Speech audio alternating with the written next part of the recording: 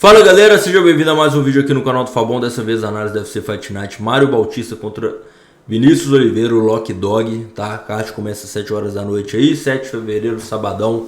Vai ser o primeiro Fight Night do ano, a gente teve dois numerados aí. Vai ser no Apex, né? Las Vegas, Nevada, tudo normal. Voltamos ali a nossa grade, né, meu irmão? Então, meu irmão, o que acontece, né? Primeiramente, deixa o seu like, se inscreve, tá? Vai ter uma odd 5 pra vocês aqui de todo o card. Eu filtrei todas as lutas, encontrei uma operação múltipla, odd 5 multiplica por 5, né? Quintupla teu retorno aí. Se quiser colocar um troco ali, aposte com responsabilidade, siga a sua gestão de banca, tá, galera? Se quiser pegar o link, tá nos comentários ou na descrição, beleza?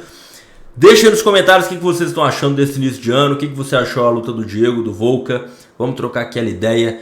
Paramount, tá gostando ou não tá gostando? Tudo nos comentários aí. Galera, vamos que vamos. Primeira luta, Cláudia Sigula contra Priscila Cachoeira. Cara, não vou perder muito tempo nessa luta. Primeiramente, eu recomendo meia unidade, tá? Meia unidade nessa luta, luta feminina. A gente vai ter muita luta feminina nesse card, tá? Cara, a Priscila Cachoeira, eu sempre gosto de trazer um elemento, porque geralmente eu falo que luta feminina geralmente tem uma tendência de chegar até a decisão.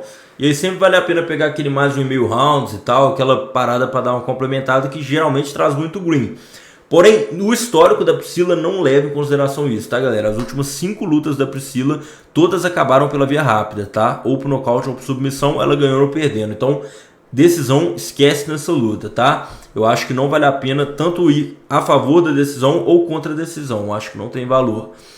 A Cláudia Sigula, uma lutadora jovem, 27 anos, ela não tem tanta experiência assim igual a Pedrita, né? Que tá no UFC desde 2018, porém é uma lutadora que, assim, tá demonstrando evoluções. Ela perdeu para Melissa Mullins por nocaute, mas aí ganhou da Alex Silva, né? Inclusive ganhou muito bem no ground and pound, soltou muito golpe ali. É uma lutadora que sim tem um bom potencial de evolução, treina ali na American Top Team ali, com a Kayla Harrison e tudo mais, com a Bia Mesquita. A Priscila Cachoeira tava no camp da Amanda Nunes para lutar contra a Kayla Harrison, tava vendo alguns vídeos dela treinando. E, cara, a Pedrita, o que, né, pega a favor dela é a experiência, mas ela já tem 37 anos e tudo mais. Porém, cara, ela, nas últimas 5 lutas são 3 derrotas, né? E assim, foi finalizada, foi nocauteada, então eu acho difícil, assim, ir a favor da Pedrita hoje, tá, galera? Hoje eu gosto mais um pouco da vitória da Cláudia Sigula, mas uma luta extremamente equilibrada, assim, que pode dar qualquer coisa, na minha opinião. Eu acho, inclusive, a Pedrita até melhor na trocação, mas eu acho que se a Sigula colocar pra baixo, complica bastante pra Pedrita aí, beleza? Então é isso, galera. Eu vou com a Cláudia Sigula, meia unidade, coisa, né? Não vale a pena nem colocar uma unidade nessa luta. Mas se você me perguntar quem eu acho que vence, eu acho que é a polonesa Cláudia Sigula, tá bem? Próxima luta, Muinga Furov contra Jakub Wikilax. Cara, o Wikilax é um cara que, se tu for ver, muito experiente, né? Vem do KSW, maior evento de MMA polonês. E... pera aí, deixa eu só sair aqui. Aí, saiu.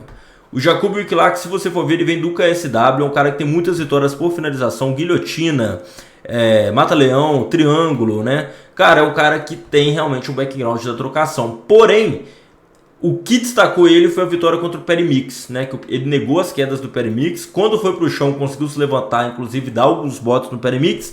E ganhou na distância. Um cara que é alto para essa categoria dos galos, né? Até 61. Ele tem 1,75 m, forte fisicamente. Conseguiu fazer bom uso dos seus leg kicks, das suas joelhadas. O Gafurov, para mim, na minha opinião, é um cara bem feijão com arroz. No sentido de que não tem tanto poder de nocaute assim. Quando ele queda, né, ele é um cara que é mais controlador, um grappler. Quando ele bota para baixo, ele não tem tanta iniciativa, no sentido de que não causa dano no seu ground and pound, não tem muito repertório de cotovelada e tal, aquela coisa toda, não. As 2 vitórias que ele tem foi por finalização, assim, fazendo valer seu bom uso de controle no grappling. E, cara, sei lá, eu acho que no final do dia o Jakub Wikilax pode negar as quedas. Se for pro chão, ele tem chão para trocar também. Mas o diferencial para mim aqui é a envergadura, de 1,83 m contra 1,73 m, é um cara que faz um excelente uso das suas joelhadas e dos chutes. Se você for ver a atuação do Wikilax contra o Perry Mix, você vê que realmente é um cara que tem muito a evoluir. Então eu vou com a vitória do polonês Jakub Wikilax, lembrando que ele é zebra, tá? Não é o favorito para essa luta, então para mim, se tiver uma boa opção de zebra nesse card, é o lutador polonês Jakub Wikilax, tá? Próxima luta, Wong Kong contra Eduardo Moura, cara, essa luta aí... eu tô gravando esse vídeo no segundo, eu só destaco que Eduardo Moura geralmente teve algumas lutas aí para trás que ela teve alguns desafios aí em relação a bater o peso da categoria, fechou? Então vamos aguardar aí, tomara que nessa luta aconteça, né? A gente teve algumas lutas aí para trás, principalmente no 324, caindo, né? Algumas lutas caindo, então vamos torcer para não acontecer nada. Mas, cara, eu acho que a Wang Kong, a lutadora chinesa, vence, uma lutadora muito talentosa, canhota, vem no background assim da trocação e realmente muito talentosa, cara, muito talentosa, bate nos ângulos diferentes, muitos golpes combinados. Se você for ver dessa categoria, eu acho que ela é a lutadora que tem mais potencial, assim, realmente a trocação dela é diferente, tá? 4 lutas e 3 vitórias no UFC. A única derrota dela foi para Gabriela Fernandes, uma luta que ela estava ganhando, estava com vantagem. Se afobou, foi afoita, levou uma de encontro, ficou tonta, tomou um mata-leão, cara. Então, assim, até mesmo depois dessa derrota, ela é aquela lutadora que pegou a derrota para amadurecer o seu jogo. Ela tá uma lutadora muito mais madura, muito mais tomando melhores decisões, sem se afobar tanto. Então, eu gostei muito da chinesa nas suas últimas 2 performances. Eu vou com ela para vencer esse confronto, tá? Próxima luta, Seid Nurmagomedov contra Javid Bacharach. Lembrando que o Javid não é o Farid Bacharach, tá, galera? Então toma cuidado com isso, porque inclusive o Farid vai lutar nesse card também, mas o Javid é outro lutador, ok? O Javid é um cara que vem de 2 derrotas seguidas, né? É um cara que chegou a ter 3 vitórias no UFC, porém, sei lá, cara, é aquele cara bem feijão com arroz, faz o básico ali, muito mais controlador do que um cara que busca finalizar suas lutas. Todas as suas vitórias no UFC foram por decisão.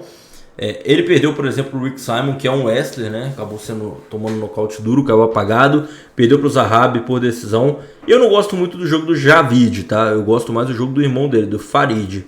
O Seid Nurmagomedov é um cara que é muito mais experiente, se você for para pensar em termos de UFC. É um cara que está desde 2018. Suas derrotas foram só para caras duros. Bryce Mitchell, que lutava de 66, desceu para 61.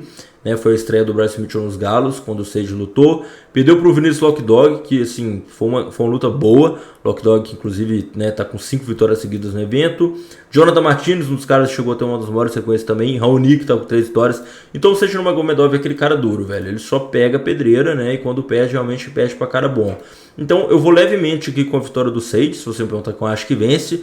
Mas o palpite que eu mais gosto aqui, cara, é essa luta chegar até decisão, tá? São 2 caras assim, que sei lá, vamos imaginar um cenário que o Seid consiga quedar o Javid Bacharach. Eu acho que o Javid Bacharach tem jogo para se manter estável e acabar não sendo finalizado, mesmo com uma desvantagem ali. E o contrário também, eu acho que se o Javid tiver algum ponto de vantagem contra o Seid, ele tem jogo ali para se sobreviver e acabar não sendo finalizado ou nocauteado, tá? Então essa luta eu iria para decisão. Bruna Brasil e Kathleen Souza, galera, se tem uma luta que você possa evitar neste card, na minha opinião seria essa. Bruna Brasil é uma lutadora que eu não confio tanto, não gosto de apostar nela. Sei lá, tem vezes que, por exemplo, ela tá ganhando outra trocação e tal, tá com vantagem, ela do nada tenta uma queda, entendeu? Kathleen Souza também é uma lutadora que também, até se você for ver as últimas lutas delas, ela tem 2 derrotas por decisões divididas, ou seja, sempre fica muito difícil de saber quando ela ganha e quando ela perde. Eu não me sinto muito confortável nessa luta, então eu pularia e recomendo que vocês façam o mesmo, tá? Finalizando o card preliminar, última luta, vou apenas pedir uma coisa. Se você ainda não deixou seu like, se inscreveu, faça. Entre no nosso grupo gratuito de MMA, tá, galera? O link está na descrição através dos comentários. Muito importante que você faça parte. Isso porque o nosso grupo gratuito, eu envio várias dicas e bilhetes lá. Por exemplo, o card passado, eu enviei uma duplinha para vocês. O Benoit Saint-Denis com o Ken Ralston, nesse card do UFC Austrália que deu green. No box também pegamos o Shakur Stevenson lá.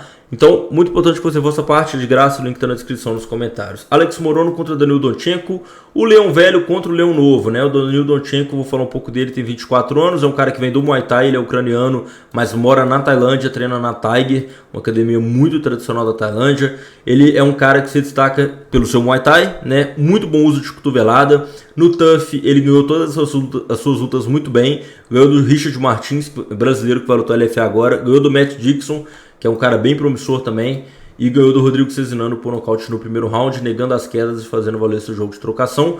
É um cara alto para essa categoria de 77, tem 1,80 m, muito forte fisicamente. Enfrenta o Alex Morono, de 35 anos, né? Não é mais o mesmo, o cara já tem 4 derrotas nas suas últimas 5 lutas. Sofreu um nocaute muito duro pro Carlos Leal, né? Que ele assim, caiu, tomou muita porrada. Então eu vou com a vitória do Danil Donchenko e digo mais, acho que ele tem tudo para nocautear. O Alex Morono é um cara que tem um bom uso de distância, né? Vem do karatê, mas o Danil Donchenko é um cara que é muito explosivo e tem uma qualidade que eu gosto muito, cara. O Danil Donchenko é muito bom de cortar ângulo. Ele é um cara que sabe fazer um bom trabalho de pés, deixa o adversário encurralado e aí seleciona os seus golpes. É um cara que realmente, nesse off-game, vamos dizer assim, né, naquele negócio do por detrás das coisas, é um cara que, se você for ver as lutas dele, ele sempre consegue encurralar os seus adversários e depois escolher os seus golpes. Gosto bastante desse lutador. Quem assistiu o TUF, né, a edição do Cormier contra o Sony, né, acho que foi essa, vê que ele é um cara extremamente talentoso. Então, próxima luta, Dustin Jacob contra Julius Walker. Lembrando que todos esses palpites você consegue fazer na BravoBet, que é a nossa casa de aposta parceira. Por lá você consegue operar em todas as lutas, métodos de knockouts, rounds, tudo bem completo. Se você deseja apostar em MMA, eu recomendo a BravoBet. O link para você criar sua conta está na descrição através dos comentários, fechou? Saque e depósito via Pix, tem suporte, o link está na descrição para você criar a sua conta ou nos comentários. Julius Walker, na minha opinião, é um cara que chegou cru no UFC. Se você for ver os eventos que ele lutou, Synergy FC, Peak Fighting, então eventos que não tem muita credencial. No UFC estreou numa derrota com o Alonso Menifield e ganhou do Rafael Cerqueira por decisão dividida numa luta que, assim, ele quedou e não tentava finalizar, o ground and pound dele era muito pouco efetivo, não tinha o uso de cotovelada, não tentava cortar o adversário ou nada do tipo. E eu destaco muito isso porque o Rafael Cerqueira é um cara que tem 4 lutas no UFC e 4 derrotas, 3 pela via rápida no primeiro round. O Julius Walker foi o único lutador que, enfrentando o Rafael Cerqueira, não conseguiu vencer dele pela via rápida, tá? Cara, Dustin Jacob, na minha opinião, é um cara extremamente experiente, é um cara que, quem não sabe, o Jacob vem do kickboxing e do Muay Thai, é um cara que já lutou até com o Poatan na época do Glory, um cara realmente que tem assim, muita tarimba, vem de 2 vitórias seguidas, ambos por nocaute, tem a mão pesada, um excelente controle de distância.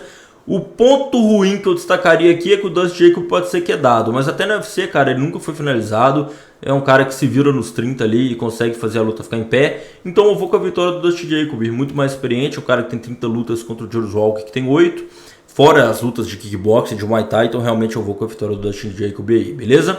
Próxima luta, Farid Basharat contra Jean Matsumoto, e aí sim é o Farid Basharat e não o Javid, é o irmão que eu realmente acho que é mais talentoso. Farid Basharat, todas essas lutas, né, 5 lutas, 5 vitórias, ele deixa muito claro que ele vence, mesmo sendo um cara assim mais controlador, só tem uma vitória pela via rápida, mas um cara muito sólido, nega queda bem, trabalha um bom uso de distância, muitos golpes frontais, tá?